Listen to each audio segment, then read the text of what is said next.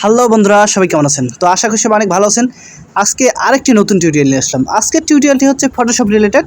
আমরা ফটোশপের মাধ্যমে কিভাবে একটি ছবিকে পাসপোর্ট ছবিতে রূপান্তরিত করতে পারি। পাসপোর্ট ছবি করার জন্য যে A to Z প্রক্রিয়াগুলো আছে, প্রসেসগুলো আছে, সেগুলো আমি এই ভিডিওতে দেখানোর চেষ্টা করেছি। আশা করি যারা বিগিনার লেভেল থেকে শিখছেন তারাও কিন্তু ফটোশপের মাধ্যমে পাসপোর্ট সাইজের ছবি প্রসেস করতে পারবে। তো চলুন শুরু করা যাক।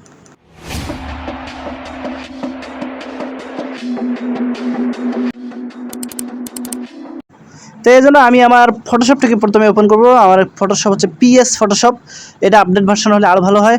তো আমি ফটোশপটাকে ওপেন করে নিলাম। তারপরে এবার আমাকে প্রথমে ক্লিক করতে হবে ফাইল অপশনে। দেখুন এখানে ফাইল অপশনে ক্লিক করবে, ওপেন অপশনে ক্লিক করলে আপনার ফাইলে চলে যাবে। তারপরে আপনি আপনার যে ছবিটা আছে সেই ছবিটাকে সিলেক্ট করুন। এই হচ্ছে আমার ছবিটা। তো এই ছবিটাকে আমি পাসপোর্ট সাইজে রূপান্তরিত করব। তাই এই ছবিটিতে ক্লিক করার পর আমাকে এখানে ওপেন অপশনে ক্লিক করতে হবে।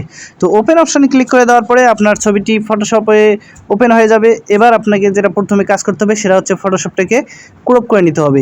তো এই জন্য আপনাকে ক্রপ টুলের সাহায্য নিতে হবে। এই হচ্ছে ক্রপ টুল, এই ক্রপ টুলে ক্লিক করতে হবে। ক্রপ টুলে ক্লিক করার পর এখানে এই দুটি ঘর শো করবে। এই ঘরটাতে আপনাকে 40 mm বাই 50 mm দিতে হবে। এটি হচ্ছে পাসপোর্ট সাইজ ছবির মাপ। এটি আপনি ইঞ্চিতে রূপান্তর করতে গেলে 1.57 1.96 এরকম একটা মাপ আসে। তো আমি এটাকে মিলিমিটারে করব, তাই 40 মিলিমিটার বাই 50 মিলিমিটার দিলাম। 40 বাই 50 মিলিমিটার দিয়ে ছবিটিকে আমি ক্রপ করে নিব। যেটুকু অংশ আমি পাসপোর্ট সাইজে রূপান্তরিত করতে চাচ্ছি শুধু সেইটুকু অংশ আমি ক্রপ করে নেব। যেহেতু ছবিটি এক্সেস অংশ আছে তাই আমি যতটুকু অংশ প্রয়োজন সেই অংশটাকে শুধু ক্রপ করে নেব। তো আমার মনে হচ্ছে এই অংশটুকুই এনাফ। তাই আমি এখানে ক্লিক করার পরে টিক চিহ্ন অপশনে ক্লিক করব, অথবা কিবোর্ডের ইন্টার প্রেস ক্লিক করলেই কিন্তু ক্রপ হয়ে যাবে। ছবিটিকে পাসপোর্ট সাইজে কেটে নেওয়ার পরে আমাদের যেটা করতে হবে সেটা হচ্ছে ব্যাকগ্রাউন্ড রিমুভ করতে হবে। তাই পেন টুল নিতে হবে। এই হচ্ছে পেন টুল, এই পেন টুল অপশনে ক্লিক করতে হবে। তারপরে আমাদের ব্যাকগ্রাউন্ডটা সিলেক্ট করে নিতে হবে। দেখুন আমি যেভাবে সিলেক্ট করছি সেভাবে কিন্তু আপনি ব্যাকগ্রাউন্ডটাকে সিলেক্ট করে নেবেন। তো ছবিটিকে জুম করার জন্য মাউস কিবোর্ডের কন্ট্রোল কি ধরে প্লাস বাটন ক্লিক করলে কিন্তু ছবিটি জুম হয়ে যাবে। তারপর এভাবে আপনি কিন্তু এটাকে প্রথমে দাগ দিয়ে সিলেক্ট করে নেবেন। দেখুন আমি এভাবে সিলেক্ট করে নিচ্ছি।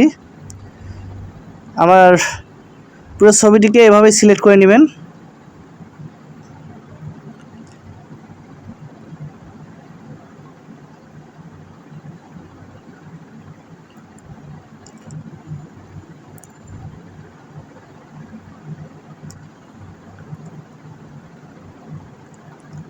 তো দেখুন ছবিটি কিন্তু পেন টুল দিয়ে সিলেক্ট করার পরে দেখুন এক মাথা আসার পরে আমাকে এই মাথাটা ওই মাথার সাথে জুড়িয়ে দিতে হবে। আমি এই মাথা থেকে ওই মাথায় কিন্তু জুড়িয়ে দিলাম। তারপরে কন্ট্রোল ইন্টার প্রেস করলাম, কিবোর্ডের ইন্টার প্রেস করলাম। ইন্টার প্রেস করলে আপনার ছবির ব্যাকগ্রাউন্ডটা সিলেক্ট হয়ে যাবে। ব্যাকগ্রাউন্ড সিলেক্ট হয়ে গেলে আপনাকে ব্যাকগ্রাউন্ড কালার চুজ করতে হবে। এই জন্য দেখুন ফন্ট যে অংশটা আছে এই অংশতে ক্লিক করবেন। তারপরে এখানে দেখুন কালার শো করবে। এবার আপনি আপনার ইচ্ছা মতো কালার চুজ করে নিন। এই জন্য আপনাকে যে কালারটা আপনি ব্যাকগ্রাউন্ড দিতে চাচ্ছেন সেই কালারটাকে চুজ করে নিন। তো আমি নীল ব্যাকগ্রাউন্ড দিতে চাচ্ছি, তাই নীল কালার যে অংশটা আছে এই অংশটাতে ক্লিক করব। নীল কালার অংশটা সিলেক্ট করলে তারপরে এখানে ওকে প্রেস করতে হবে। ওকে প্রেস করলে কিন্তু দেখুন ওকে প্রেস করার সাথে সাথে আমার যে ফন্টের যে কালারটা আছে এটা কিন্তু চেঞ্জ হয়ে গেছে। তো এবার আমাকে যেটা করতে হবে সেটা হচ্ছে control ultra back space click করতে হবে। কন্ট্রোল এবং আলট্রা দুইটা ক্লিক করার পরে ব্যাক স্পেস ক্লিক করলে কিন্তু আমার পিছনের কালারটা চেঞ্জ হয়ে যাবে। অবশ্যই মনে রাখবেন কিবোর্ডের control ultra back space click করলে আপনার পিছনের যে ব্যাকগ্রাউন্ডটা আছে সেটা কিন্তু নীল কালার হয়ে যাবে। আমি এবার এই অংশটাতে কালো কালার নেব। দেখুন কালোতে সিলেক্ট করলাম, তারপরে ওকে প্রেস করলাম। দেখুন এবার এই রংটা কালো হয়ে গেছে। তারপর ব্রাশ টুলে সিলেক্ট করব। এই হচ্ছে ব্রাশ টুল। এবার এটার অপাসিটিটা একটু কমাই দেবো। অপাসিটিটা একটু কমাই দিয়ে একদম অনেকটু কমাই দিলাম। কমাই দেওয়ার পরে এবার আমি জুম করব ছবিটিকে। কন্ট্রোল প্লাস দিলে কিন্তু জুম হয়ে যাবে। তারপরে দেখুন যে চুলটা যে আছে সেই চুলটাতে আমি ব্রাশ করব। দেখুন ব্রাশ করলে আমার চুলটা কিন্তু কালো হয়ে যাচ্ছে। আমি প্রথমে কালো কালার সিলেক্ট করেছি। কালো কালার সিলেক্ট করে নেওয়ার পরে আমি আমার চুলটাতে ব্রাশ করতেছি। চুলটা যতটা ব্রাশ করবো ততটাই কিন্তু কালো হয়ে যাবে। এবার ছবিতে যদি কোনো স্পট থাকে সেক্ষেত্রে আপনাকে স্পট হাইলাইটস নামে যে একটা টুল আছে, এই হচ্ছে টুল রিমুভ স্পট, এই টুল অপশানে ক্লিক করতে হবে। এই অপশানে ক্লিক করার পরে আপনি ছবিটি জুম করে নেন। একটু জুম করে যেই অংশটাতে স্পট আছে সেই অপশানে ক্লিক করুন, দেখবেন যে স্পটটা চলে গেছে। তাহলে অবশ্যই মনে রাখবেন, আপনি যে কাজগুলি করেন না কেন আপনার ছবির যে লেয়ারটা আছে, ডান দিকে যে লেয়ারটা আছে সেই লেয়ারে অবশ্যই ক্লিক রাখতে হবে, না হলে কিন্তু আপনি ছবিতে কোনো কাজ করতে পারবেন না। এবার আমি কিবোর্ড থেকে কন্ট্রোল এম ক্লিক করব। কন্ট্রোল এম ক্লিক করলে আপনার সামনে এরকম একটি ইন্টারফেস চলে আসবে। এবার আপনি এখানে যে রেখাটা আছে সেটা রেখাটাকে উপর নিচে করলে কিন্তু আপনি ছবির মধ্যে একটা চেঞ্জ দেখতে পারবেন। ব্রাইটনেস, এটা মূলত ব্রাইটনেস বাড়ানো কিংবা কমানোর ক্ষেত্রে ইউজ করা হয়।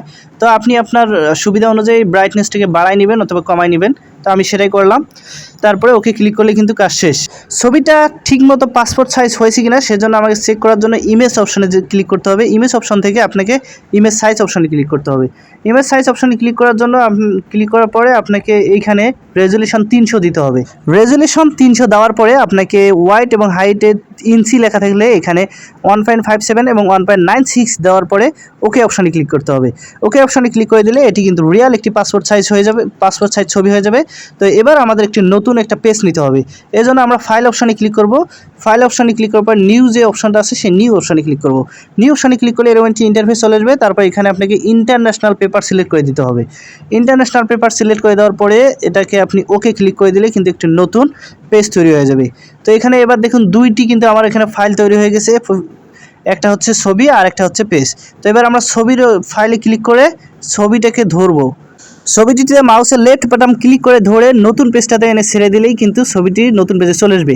তারপরে কিবোর্ডের আলট্রা বাটন ক্লিক করে, আলট্রা এবং মাউসের লেফট বাটন ক্লিক করে আপনি ছবিটিকে কপি করতে পারেন। তো আমি 4টা ছবি কপি করে নেব। তারপরে দেখুন আমার কিন্তু এখন 4টা লেয়ারও হয়ে গেছে এখানে। তো 4টা ছবি হয়ে গেছে। এবার আমরা এটাকে স্ট্যাম্প সাইজ ছবি করব। এটাকে স্ট্যাম্প সাইজ করতে হলে আবার ক্রপ টুল নিয়ে এখানে আমাকে 0.8 ইঞ্চি করতে হবে, 0.8 ইঞ্চি এবং এদিকে হচ্ছে 1 ইঞ্চি। আইএন হচ্ছে ইঞ্চির শর্ট ফর্ম। তো এটা দিয়ে ক্লিক করার পর আমরা এটাকে কেটে নেব। কেটে নেওয়ার পরে এবার আমাদের আবারও ইমেজ অপশনে ক্লিক করতে হবে। ইমেজ অপশনে ক্লিক করার পরে এখানে দেখুন ইমেজ সাইজ অপশনে ক্লিক করতে হবে। ইমেজ সাইজ অপশনে ক্লিক করার পর রেজলিউশন 300 রাখতে হবে। আর এখানে উইড এবং হাইটে এখানে আপনাকে 0.8 এবং 1 রাখতে হবে। তারপরে ওকে প্রেস করতে হবে। ওকে প্রেস করে আবারও আগের মতোই ছবিটিকে ধরে নতুন পেজে আমরা নিয়ে যাব। দেখবেন যে এটি স্ট্যাম্প সাইজ হয়ে গেছে। এই হচ্ছে আমাদের স্ট্যাম্প সাইজ ছবি। এখন আমরা এটাকে কিবোর্ডের আলট্রা বাটন ক্লিক করে ধরে কপি করতে পারি। আলট্রা এবং লেফট বাটন ক্লিক করার মাধ্যমে, মাউসের লেফট বাটন ক্লিক করার মাধ্যমে আমাদের এটা যতটা ইচ্ছা ততটা কপি করে নিতে পারি। তো এভাবে আমরা কিন্তু ছবিটিকে আমাদের যতটা প্রয়োজন ততটা আমরা কপি করে নিতে পারি। তো এবার দেখুন ছবিটি আমাদের প্রিন্টের জন্য রেডি। তো আমরা এর জন্য প্রিন্ট করার জন্য আমরা ফাইল অপশনে যাব। ফাইল অপশনে যাওয়ার পরে এখানে প্রিন্ট অপশন আছে, দেখুন এই প্রিন্ট অপশনে ক্লিক করতে পারেন, অথবা আপনার কিবোর্ডের কন্ট্রোল এবং পি বাটন ক্লিক করলে আপনার সামনে এরকম একটি উইন্ডোজ চলে আসবে। তো এই উইন্ডোজটি চলে আসার পরে আপনার ইপসন এখানে অবশ্যই সিলেক্ট করতে হবে, তার কারণ আপনার ইপসন অথবা প্রিন্টার অনুযায়ী আপনাকে প্রিন্টারটা সিলেক্ট করতে হবে। তারপরে আপনাকে প্রিন্টার সিটিংয়ে ক্লিক করলে এরকম একটি ইন্টারফেস আসবে। এখানে আপনাকে ইপসন প্রিমিয়াম গ্লোসি এবং এখানে আপনি হাই করে দেবেন, স্ট্যান্ডার্ডটাকে হাই কোয়ালিটি করে দেবেন, তাহলে ছবিটির প্রিন্ট কোয়ালিটি আরও ভালো হবে। প্রিন্ট সিটিংয়ে ক্লিক করে আপনাকে অবশ্যই এটাকে গ্লোসি এবং হাই কোয়ালিটি করে তারপরে প্রিন্ট অপশানে ক্লিক করলে তারপরে এখানে প্রসেস অপশানে ক্লিক করলে কিন্তু ছবিটি প্রিন্ট হয়ে যাবে। তো এভাবে কিন্তু আপনি পাসপোর্ট সাইজের একটি কমপ্লিট একটা ছবি তৈরি করতে পারেন। আশা করি ভিডিওটি আপনাদের ভালো লেগেছে।